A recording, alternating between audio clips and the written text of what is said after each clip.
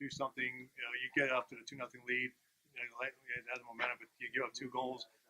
What's the mood like? And then get the big goal there by Thompson to break it open. Yeah, last night was kind of the same thing. We had a good first and kind of let our foot off the gas. And there's enough parity in this league that teams are going to respond after they have a tough period. And I thought we got a little bit cute again tonight. They put pretty good pressure on us, and we gave up some opportunities that we wouldn't want to, but we managed to get some saves from Wedge again, and then score that goal. Those guys came through big last night too. That fourth line was real good with Pelly and Sexton and Thompson. So that was a big goal, and then we had the one disallowed there as well. So it could have gone either way at that point. And then the third period, I thought we maybe held on a little bit. They made a big push and really activated their D. But again, for the most part, I thought we did a pretty good job of keeping stuff to the outside. And then when we got chances, we put it out of reach. It's only been 2 games, but it seems like you've got some guys that can score. Yeah, we felt pretty confident in that. Again, whether you have the consistency of that, we're hoping for. And I think we're still looking at.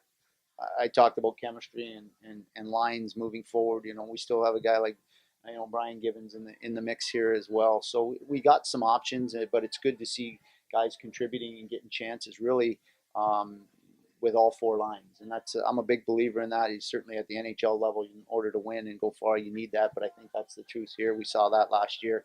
And I want to be able to trust all 4 of my lines without the puck. But if you can get all 4 lines contributing, and Rooney scores tonight, Novak scores tonight.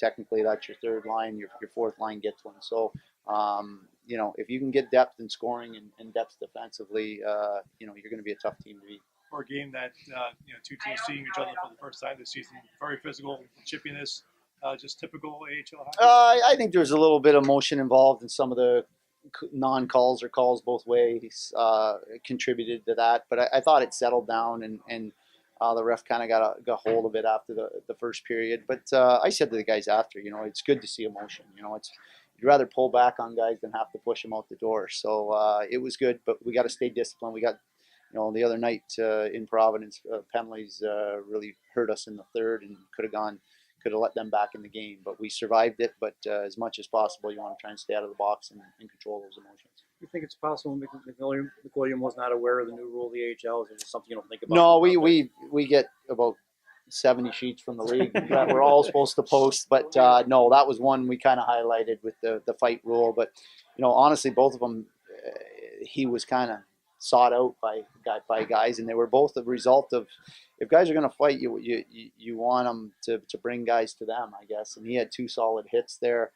Both those could have been borderline instigators, which, again, if I think with the rule, if the instigator, it may not count towards your total. We've had one where we've been able to appeal. So more so than the potential suspension down the road with I think it's 10 and 14 fights. I think, you don't want to go down to 5 defensemen after your first 2 games. But he had to do what he did, and he did a good job.